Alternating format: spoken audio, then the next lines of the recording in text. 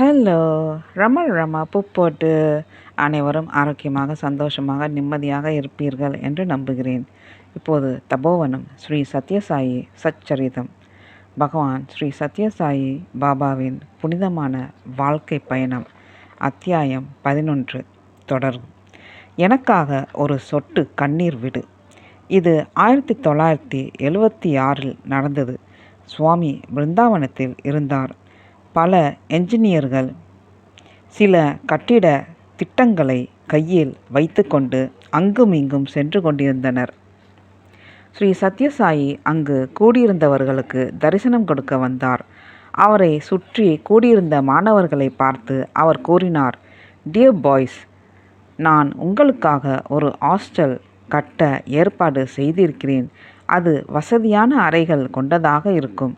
நமது கல்லூரி கட்டிடத்தில் பின்புறத்தில் இருந்து சிறிது தூரத்தில் இருக்கும். மாணவர்கள் அனைவரின் சார்பாக ஒரு பையன் கூறினான், சுவாமி, நாங்கள் இங்கு சுகமாகவும் மன நிறைவுடனும் மகிழ்ச்சியுடனும் இருக்கிறோம். புதிய ஹாஸ்டல் தேவையில்லை சுவாமி. இந்த பிருந்தாவனம் தான் எங்களது இல்லம். சுவாமி விளக்கமாக கூறினார், அன்புள்ள குழந்தைகளே, பிருந்தாவனம் உங்களது வீடு என்று நினைத்தால் அது சரியே, நல்லதுதான். சூழ்நிலைக்கு தகுந்தபடி உங்களை மாற்றிக்கொள்வதும் எனக்கு மகிழ்ச்சியும் திருப்தியும் தருகிறது. அதே சமயத்தில் சிறுவர்களாகிய நீங்கள் இடம் போதாமல் முடங்கி கிடப்பது கண்டு என் மனம் பொறுக்கவில்லை. உங்களுக்கு வசதி செய்து தருவது எனது கடமை. வரும் வியாழனன்று புதிய ஹாஸ்டல் கட்டிடத்துக்கான அடித்தளம் போடப்படும்.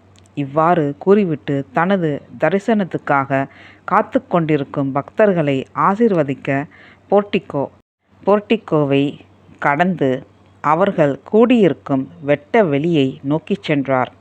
அடுத்த 48 மணி நேரங்களுக்குள் அடித்தளம் போடும் விழாச்சடங்கு நடைபெற இருந்தது. என்ஜினியர்கள் மிகவும் சுறுசுறுப்பாக வேலை செய்தார்கள். ஆனால் மாணவர்களுக்கு இது பிடிக்கவில்லை. அவர்களுக்கு என்ன செய்வதென்றே புரியவில்லை. அடுத்த நாள் பாபா ஹாஸ்டலுக்கு வந்தபோது எல்லோரிலும் சிறியவனான ஒரு பையன் பாபாவின் கையில் ஒரு கடிதத்தை தந்தான். அதை அவர் முழுவதுமாக படித்து அந்த சிறு பயலை பார்த்து சிரித்தார். பிறகு அவரது சிம்மாசனத்தில் உட்கார்ந்து கொண்டு வார்டனை வரச்சொல்லி அழைத்தார். வார்டன் அவர் முன் வந்தபோது சுவாமி கடிதத்தை அவரிடம் கொடுத்து அதை உரக்க படிக்கும்படி கூறினார். அது கீழ்கண்டவாறு எழுதியிருந்தது. அன்பு மிகுந்த சாயி அம்மா, தங்கள் மலர் பாதங்களுக்கு எங்களது பணிவான வணக்கங்கள். தங்களுக்கு எங்களிடம் வருத்தமா? தங்களுக்கு மிகவும் அருமையான அமைதியை நாங்கள் கெடுக்கிறோமா? ஒழுக்க விதிமுறைகளை மீறி கட்டுப்பாடில்லாமல் நடந்து கொள்கிறோமா? அவ்வாறு தான் இருக்க வேண்டும். இல்லாவிடில் தாங்கள் ஏன் பிருந்தாவனத்தில் அழகிய எல்லைகளை கடந்து வெளியே அனுப்ப முயற்சி செய்ய வேண்டும்? தொலைவிலுள்ள இடத்தில் ஒரு ஹாஸ்டல் கட்ட வேண்டுமென்று தாங்கள் ஏன் வற்புறுத்துகிறீர்கள்? பிருந்தாவன ஒரு ரம்மியமான இடம். இங்கு தான் நாங்கள் தங்களது இனிமையான அன்பையும் ரட்சிக்கும் அக்கறையினையும் நெருக்கமாக உணர்கிறோம். தேவர்கள் கூட இத்தகைய அன்பை அனுபவித்து மகிழ ஆசைப்படுவார்கள். இதயம் நிறைந்த அன்புடன் பாசத்துடனும் தங்கள் குழந்தை. பின்குறிப்பு: பிருந்தாவனில் இருந்து வெகு தொலைவில் புதிய ஹாஸ்டல் கட்ட வேண்டுமென்று தாங்கள் உறுதியாக இருந்தால் தயவுசெய்து தங்களுக்கும் ஒரு புதிய இல்லம் அமைத்து கொண்டு எங்களுக்கு மிக அருகிலேயே இருக்க வேண்டுகிறோம். வார்டன் இந்த கடிதத்தை படித்து முடித்ததும் கண்ணீர் விடாத பையன் யாருமே இல்லை. அனைவரும் தேம்பினர். ஒரே குரலில் அனைவரும், சுவாமி, தயவுசெய்து எங்கள் கோரிக்கையை ஏற்றுக்கொள்ளுங்கள் என்று அழுதார்கள். இந்த காட்சியை கண்டு பகவானின் இதயம் உருகியது. அவர் உடனே தலைமை பொறியாளரை அழைத்து மாணவர்களின் விருப்பத்தை தெரிவித்தார். அவர் இந்த வரைபடங்கள் மிகுந்த கவனத்துடன் தயாரிக்கப்பட்டன. அடிக்கல் நாட்டுவதற்கான அவகாசம் கூட குறைவு என்று முணுமுணுத்தார். ஆனால் மாணவர்கள் அனைவரும் ஒரே குரலில் பிருந்தாவன் தான் அவர்களது வீடு என்று கூறினர். பையன்களில் மனப்பாங்கை அறிந்த சுவாமி தலைமை பொறியாளரிடம் வரைபடங்களை வேறு மாதிரி வரையும்படி கேட்டார். பிருந்தாவன் அமைப்புக்குள் புதிய ஹாஸ்டலை கட்டுவதற்கு புதிய வரைபடங்கள் தயாராகி விட்டன. இந்த பரபரப்பான செய்தியை கேட்டதும் மாணவர்கள் மகிழ்ச்சியில் துள்ளினர். குறிப்பிடப்பட்ட நாளன்று பகவான் ஸ்ரீ சத்யசாயி ஆரதிக்கான விளக்கை ஏற்றும் தருணத்தில் ஒரு பையன், சுவாமி, நீங்கள் எங்களுக்காக எவ்வளவோ செய்கிறீர்கள், நாங்கள் தங்களுக்கு கொடுக்க ஒன்றும் இல்லையே என்று நெகிழ்ந்து கூறினான். சுவாமி ஆனந்த கண்ணீர் உனது மிருதுவான கன்னத்திலிருந்து வழிகிறதே, அது போதாதா? எனக்கு வேண்டியது அதுவே. எனக்காக ஒரு சொட்டு கண்ணீர் சிந்து. நான் மிகவும் விரும்புவது உனது மகிழ்ச்சி மட்டுமே. பிருந்தாவன் அமைப்பில் உள்ள அந்த உயர்ந்த கட்டிடம் பாபா மாணவர்களிடம் கொடுத்துள்ள அளவற்ற பிரேமைக்கு ஒரு இனிய நினைவு சின்னம். 1976 அருகில் உள்ள முதுமலை காட்டில் இருந்து பல மான்கள் பிருந்தாவனுக்குள் வந்து சேர்ந்தன. 3க்கு எதிரே உள்ள ஒரு அழகிய இடம் அவற்றிற்காக ஒதுக்கப்பட்டது. சுவாமி அவற்றிற்கு ஆப்பிள் கொடுத்து அன்புடன் பராமரித்தார். ஒரு நாள் சுவாமி 3யிலிருந்து தரிசனம் தர வெளியே வந்தார். மாணவர்கள் அவரிடம் ஓடினார்கள். அதே சமயத்தில் எதிர்ப்புறத்தில் இருந்த தோட்டத்தில் இருந்து மான்களும் சுவாமிக்கு அருகில் வர ஆசைப்பட்டு தோட்டத்தை சுற்றி போடப்பட்டிருந்த கம்பி பின்னலில் அருகில் நின்றன.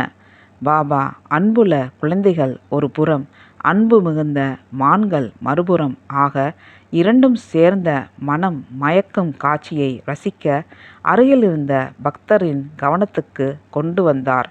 ஒரு பக்கம் 2 கால்கள் உற்ற டியர், விருப்பமானவர்கள் டியர், மறுபுறம் 4 கால்கள் உள்ள டியர், இரண்டும் எனக்கு டியர், விருப்பமானவர்கள் என்றார். பக்தர் கருத்தையும் சிலேடையினையும் ரசித்து மகிழ்ந்தார்கள். ஃப்ளூ விரட்டப்பட்டது. இப்ளூயன்ஸா ஒரு சமயம் பிரசாந்தி நிலையத்தில் உள்ள உயர்நிலை பள்ளியில் ஹையர் செகண்டரி ஸ்கூல் காட்டு தீ போல பரவியது. ஏறக்குறைய 200 மாணவர்கள் பாதிக்கப்பட்டனர். மாலை நேர பஜனை முடிந்ததும் சுவாமி டாக்டர் அல்ரேஜாவிடம் பள்ளிக்கு சென்று பார்க்க முடியுமா என்று கேட்டார். டாக்டர் சென்று பார்த்தபோது சுமார் 200 மாணவர்கள் மிகுந்த தாப, ஜுரம், இருமல், வாந்தி இவற்றால் அவதிப்படுவதை கண்டார். இந்த தொற்று நோயினை கட்டுப்படுத்த இயலாது போல தோன்றியது. அப்போது மாலை 8 மணி. டாக்டர் தமது அறைக்கு திரும்பிச் சென்றபோது சுவாமியின் அறை மூடப்பட்டிருக்கும் என்றும் மறுநாள் காலையில் சுவாமியிடம் கூறலாம் என்றும் நினைத்தார். மாலை 8:30 மணிக்கு ஒரு சேவகதள தொண்டர் அவரிடம் வந்து சுவாமி காத்திருப்பதாக கூறினார். டாக்டர் விரைவாக சுவாமியிடம் சென்றார். சுவாமி அவரிடம், நான் உமக்காக காத்து கொண்டிருந்தேன், ஏன் உடனே என்னிடம் வரவில்லை என்று கேட்டார். டாக்டர், சுவாமி, நான் திரும்பி வரும்போது மாலை மணி 8. அப்போது தங்கள் கதவு மூடியிருக்கும் என்று நினைத்தேன். ஏறக்குறைய 200 மாணவர்கள் ஃப்ளூவினால் அவதிப்படுகிறார்கள். அது பரவுவதை தடுக்க இயலாது என்று தோன்றுகிறது.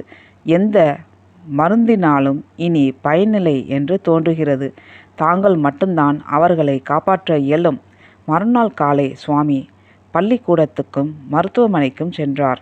ஒவ்வொரு வகுப்பறை மூலமாகவும் வராந்தா மூலமாகவும் நடந்து சென்றார். மொட்டை மாடிக்கும் கூட. அது சுத்தம் செய்யப்படவில்லை என்று பிரின்சிபால் ஆட்சேபித்துங்கூட நடந்து சென்றார். சுவாமி பிறகு தண்ணீரால் நிரப்பி ஒரு ஸ்டெயின்லெஸ் ஸ்டீல் பக்கெட் கொண்டு வருமாறு பணித்தார். மிக அதிகமான அளவில் விபூதி வரவழைத்து தண்ணீருக்குள் இட்டார். ஆசிரியர் ஒருவரிடம் பக்கெட்டை எடுத்து கொண்டு ஒவ்வொரு ஆசிரியர் மாணவனும் விபூதி தண்ணீரை பருகக் கொடுக்குமாறு பணித்தார். அன்றிலிருந்து வியாதி பரவுவது நின்றுவிட்டது. 4 நாட்களுக்குள் ஒவ்வொரு நோயாளியும் குணமடைந்தான். சுவாமியின் மருத்துவ சிகிச்சை ஆச்சரியத்தை தருவது, கண்டறிய இயலாதது. அடுத்த பகுதியில் தொடரும். நன்றி, வணக்கம். ரமா பூ போட்டு